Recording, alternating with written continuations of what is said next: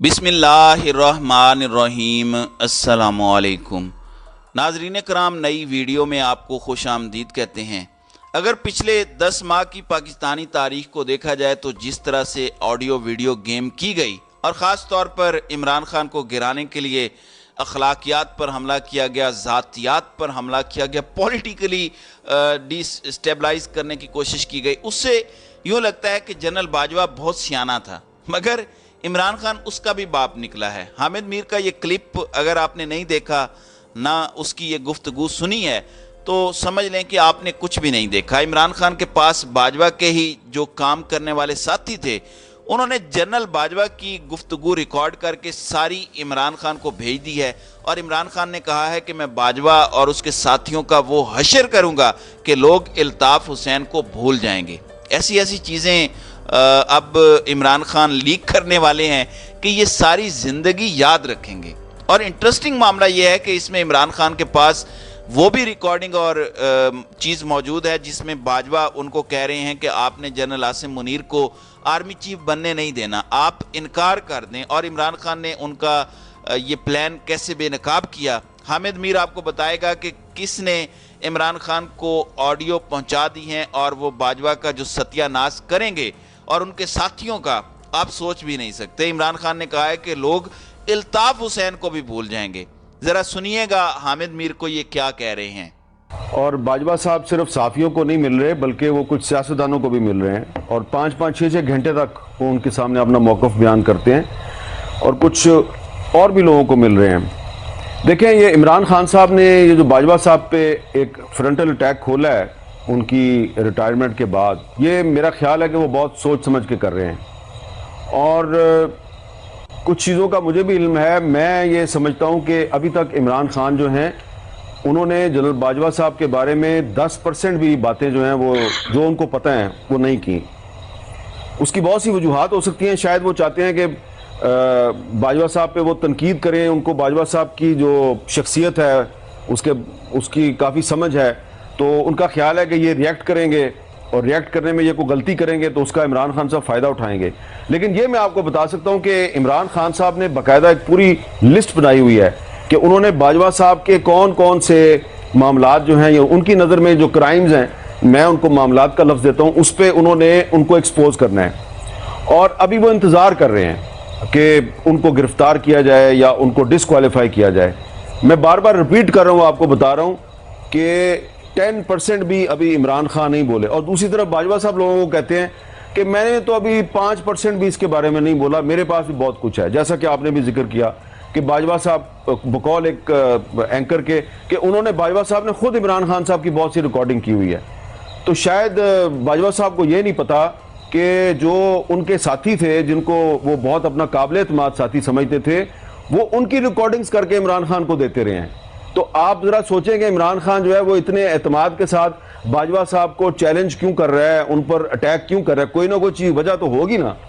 तो इमरान खान साहब जो हैं वो कुछ ऐसे मामलात भी तश तश बाम करने का इरादा रखते हैं कि जिससे सिर्फ बाजवा साहब की ज़ात को नुकसान नहीं पहुँचेगा, हो सकता है कि इतना रिएक्शन हो, इतना बड़ा तूफ़ान आ जाए कि उसमें फिर इमरान खान साहब को भी नुकसान हो सकता है। लेकिन शायद इमरान खान साहब जो हैं वो उस शेर के मुताबिक उन्होंने पॉलिसी बनाई है कि हम तो डूबे हैं सनम, तुमको भी ले डूबेंगे। तो उनका एक ख्याल है कि बाजवा साहब पे जब वो अटैक करेंगे तो फिर उनके साथ जो एसोसिएटेड लोग थे वो भी सामने आएंगे, तो उनको सियासी फ़ायदा बहुत होगा। और खान साहब जो हैं वो आजकल प्राइवेटली ये भी कहते हैं कि मैं इनको इतना एक्सपोज करूँगा कि लोग भूल जाएंगे, जुल्फ़िकार अली भुट्टो को भी भूल जाएंगे और उस अल्ताफ़ हुसैन को भी भूल जाएंगे। मैं इनको इतना एक्सपोज करूंगा कि इनको छठी का दूध याद करवा दूंगा। मेरा नहीं ख्याल कि वो मौजूदा इस्टेब्लिशमेंट जो है उसके साथ कोई मुहाजरा ही करना चाहते हैं। वो बाजवा साहब पे अटैक इस तरीके से करेंगे कि उसका नुकसान सिर्फ बाजवा साहब को या उनके 1-2 साथियों को होगा जो कि अब रिटायर हो चुके हैं। और उसमें जो सबसे बड़ा जो इमरान खान साहब का जो तुर्क का पता है वो ये है कि वो ये डिस्क्लोज करेंगे कि जब नवंबर में नए आर्मी चीफ की अपॉइंटमेंट होनी थी तो कौन किसके ज़रिए उनके पास आया और बाजवा साहब का ये पैगाम दिया कि अगर आसिम मुनीर को आर्मी चीफ बनाया जाता है तो आप उसको मुस्तरद कर दें।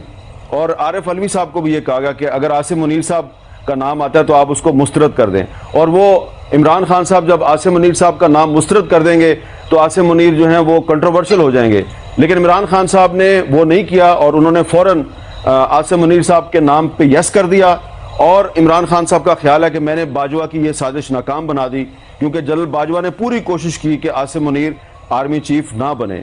इसके अलावा भी 2-3 और मामलात हैं। तो इमरान खान साहब जो हैं वो इतने बेवकूफ़ नहीं हैं, वो इस तरीके से खेलेंगे कि जो उनके ख्याल में नुकसान है वो सिर्फ बाजवा का होगा, पूरे इदारे का नहीं होगा।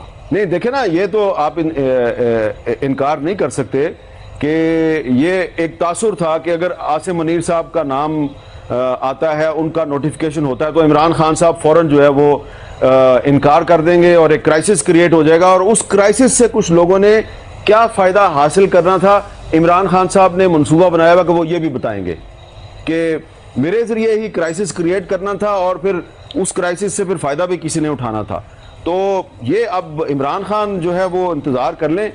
वैसे तो मैं समझता हूँ कि उनको इस काम में नहीं पड़ना चाहिए, लेकिन वो ये बहुत से इंकिशाफात करने का इरादा रखते हैं और मुझे नहीं लगता कि उससे इमरान खान साहब की जनरल आसिम मुनीर के साथ लड़ाई हो जाएगी। उनकी लड़ाई बाजवा साहब के साथ ही रहेगी। लेकिन ये मैं इत्तेफाक करता हूँ कि उनकी बहुत सी जो स्टेटमेंट्स हैं उससे ये लगता है कि वो मौजूदा इस्टेब्लिशमेंट पे भी प्रेशर डाल रहे हैं, क्योंकि जब वो आसिम मुनीर साहब का नाम नहीं लेते लेकिन उनके कुछ सबॉर्डिनेट्स का नाम लेते हैं, तो इसका मतलब है कि वो इदारे को प्रेशराइज करने की कोशिश कर रहे हैं। लेकिन फिलहाल मुझे लगता है कि आने वाले दिनों में इमरान खान साहब जनरल बाजवा साहब के बारे में बहुत से दावे करेंगे। देखिए, जो हाई कोर्ट है या कोई भी और कोर्ट है या सुप्रीम कोर्ट हो, तो वो जो भी फैसला करती है ना, वो तो आइन को सामने रखती है ना। तो हाई कोर्ट ने तो जो फैसला दिया है बड़ा सिंपल है कि जी आइन के मुताबिक जब सूबाई असम्बली तहलील हो जाती है तो 90 दिन के अंदर इलेक्शन होना चाहिए, और यही उन्होंने फैसला दिया और ऐसा ही होना चाहिए। लेकिन ये तो आइन कह रहा ना और अदालत कह रही है। जो अहले इक़्तिदार व इख्तियार हैं वो तो कुछ और सोच के बैठे हुए हैं, जैसा कि आप भी जानते हैं कि मैंने आपको काफ़ी दिन पहले बता दिया था। पहले तो मुझे यही पता चला था कि ये सिर्फ पंजाब और खैबर पख्तूनख्वा का इलेक्शन जो है उसको आगे ले जाना चाहते हैं और चाहते हैं जी कि जब कौमी असम्बली का इलेक्शन होगा तो सारे इलेक्शन इकट्ठे करवा दिए जाएं। अब मुझे पता चला है कि ये जो बाई इलेक्शन है ना कौमी असम्बली का, जिसके लिए अभी इन दोनों कागजात नामजदगी जमा करवाए जा रहे हैं, ये वो भी नहीं करवाना चाहते और उसके बाद ये अक्टूबर से भी मामले को आगे ले जाना चाहते हैं। अब इसमें यकीनन हर बंदा जो आइन और कानून की बालादस्ती पे यकीन रखता है वो यही सोचेगा यार ये आइन में तो ऐसा नहीं हो सकता। तो बिल्कुल सही बात है, आपको और मुझे, शामी साहब को, सबको यही सोचना चाहिए कि भाई आइन में तो ऐसा नहीं हो सकता। लेकिन आप देखें कि यहाँ पे तो बहुत से ऐसे काम होते हैं कि जो आइन में नहीं होते, लेकिन असल ग्राउंड रियलिटी उन्हीं को बना दिया जाता है। तो लग ये यही रहा है कि जिस तरह माजी में होता रहा है कि बहुत से अदालतों के फैसले जो हैं उस पर अमल दरामद नहीं होता, और कुछ ऐसे भी फैसले हैं जिन पे अदालतों ने अमल दरामद करना था और अदालतों ने भी अमल दरामद नहीं किया। तो उनकी एक फहरिस्त बनाई जा रही है कि अदालतों के कौन कौन से फैसलों पे अमल दरामद नहीं हुआ और अदालतों ने भी अपने कौन कौन से फैसलों पे अमल दरामद नहीं किया। तो कहा जाएगा जी कि हम इस पोजीशन में नहीं हैं, हमारे मुआशी मामलात हैं, फंड्स की कमी है, मर्दमशुमारी नहीं हुई, ये नहीं हुआ, वो नहीं हुआ, और ये इलेक्शन को डिले करेंगे। तो ये आइन की खिलाफ वर्जी होगी और मैं तो ज़ाती तौर पे समझता हूँ कि आइन की खिलाफ वर्जी जो है वो एक बहुत बड़ा जुर्म है। लेकिन ये जो आजकल असद उमर साहब जिस तरीके से जो अंदाज़े गुफ्तगू है उनका कि हम घसीटेंगे और आर्टिकल 6 लगा देंगे, ये करेंगे, वो करेंगे, तो ये खुद भी तो यही काम करते रहे ना। तो इनके कहने में वो ताकत मुझे नजर नहीं आ रही जिसके ऊपर अदालतें या ये हुकूमत जो है वो राजी हो जाए, क्योंकि ये खुद भी यही काम करते रहे। अब जिस तरह के इन्होंने आज इनके दौर में अली वजीर साहब गिरफ्तार हुए थे और आज वो रहा हुए हैं 2 साल के बाद। तो अली वजीर साहब जब रहा होंगे तो वो सिर्फ इस हुकूमत को तो नहीं ना कोसेंगे, पिछली हुकूमत को भी कोसेंगे। तो इसलिए ये जो इनकी मुख्तलिफ सियासी जमातों की जो इंटरनल कंट्राडिक्शंस हैं उनका ये एक दूसरे को फायदा उठाने देते हैं और कभी उठाने नहीं देते। लेकिन इस मरतबा ये ऐसे लग रहा है कि जिस तरह पहले तहरीक इंसाफ जो है वो कुछ ताकतवर लोगों की मदद से जो चाहती थी वो कर लेती थी, अब वही काम मुस्लिम लीग नून और पीपल्स पार्टी करने वाली है।